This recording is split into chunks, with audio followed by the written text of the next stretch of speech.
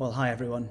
If you're watching this video, it probably means that you're not able to get to the annual meeting. And so in just a few minutes, I want to set out a very brief overview of what went on last year and what our vision is for next year. And also to share some ways with you in which you can engage with this annual meeting this year. So we began 2020 in our teaching looking at the book of Ephesians, and we saw in Ephesians that we are reconciled in Christ and ready for anything that the world might throw at us. Not that we had any clue at all what the world would be throwing at us in 2020. And I'm really pleased to say that as we faced this growing pandemic and the impact on our economy and turmoil politically in this nation, each week we were able to point to Jesus Christ and to share the comfort of the gospel in a variety of new and very inventive ways. I'm proud of the staff team in the vestry for the ways in which they've adapted endlessly to the challenges of 2020. And I'm pleased to say that when you look at Facebook and YouTube and the app and the podcast, or podcasts plural, you see that we actually reached a very large number of people.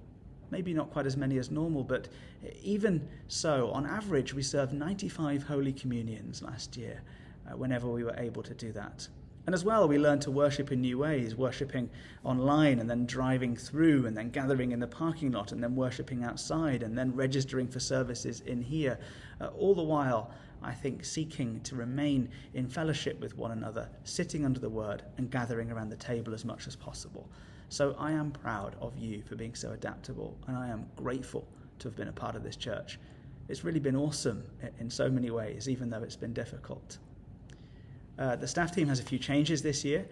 We're sorry to see Connie retire, although it was an absolute joy to marry Connie to Bob at the end of the summer, and I'm really pleased that they'll be enjoying a retirement together.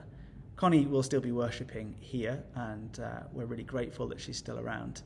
And I'm also pleased to say that we've added some hours to Ben Hughes. We felt that it had to be a Ben or a Hughes, and so he was ideally suited to join the team of Bens and to help replace Connie a little bit. Adding an extra day to him will enable him to do some more discipleship and some more preaching, and I've really been appreciating the feedback that I've had about his ministry among us. I'm not going to go into too much detail about the church finances in this video.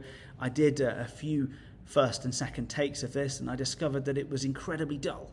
But for those of you that find dullness interesting, like me, I'll be posting a second video that will give a lot more details about our church finances.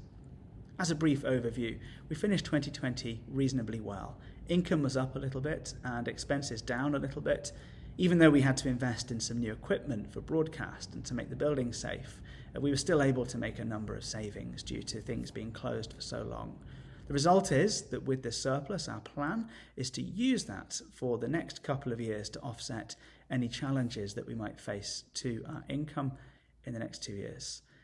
This year, our income is down a little bit, but with a PPP loan, we have been able to present once again a balanced budget to the church, and I'm very proud of that effort indeed. Thank you so much for just being a part of this process. I know it's weird, I know it's difficult, but along with this video, you should be receiving a ballot on which you can vote for members of the vestry. And this year we have 3 great candidates for election. They are Jonah Rocky, who is willing to stand again and return to vestry as our deputy treasurer. Catherine Parham, who has had a year away from the vestry, is willing to return. And one of our newer members, Matt Boresic, has also agreed to stand, giving us, I think, another really strong vestry. You'll also see, with the information that you receive, a ballot that recommends a change to our bylaws, and this change has been approved by the Standing Committee of the Diocese as well. At the moment, we have 9 members of the vestry, and that's a great number, but we don't always find it easy to find people who are called and competent and available to serve. And in years where it's difficult to find someone who is available, the vestry would very much appreciate being able to vary the size of the vestry according to who is around. Many churches larger than ours, in fact, have a vestry of just 6. And 6 people enables you not only to have those who are really available and willing to serve, but it also enables you to have ex officio members on the vestry, people like Bill Gordon, who functions as our secretary. He doesn't vote, but he attends each meeting. The other beauty of this system is that rather than changing the bylaws year to year to year, depending on who's around, there is the flexibility to have at least 6, but as many as 9 as we do right now. Not being presumptuous, we are therefore putting a slate of 3 candidates ahead so that we can have a full vestry this year, even if those bylaws are approved for change. Now, just one last thing, that is to say that if you wish to vote, you can just simply send in that ballot electronically. You can email it to the office, or you can mail it to the office as well. And as long as that ballot is postmarked on Saturday or before, we'll be able to count that.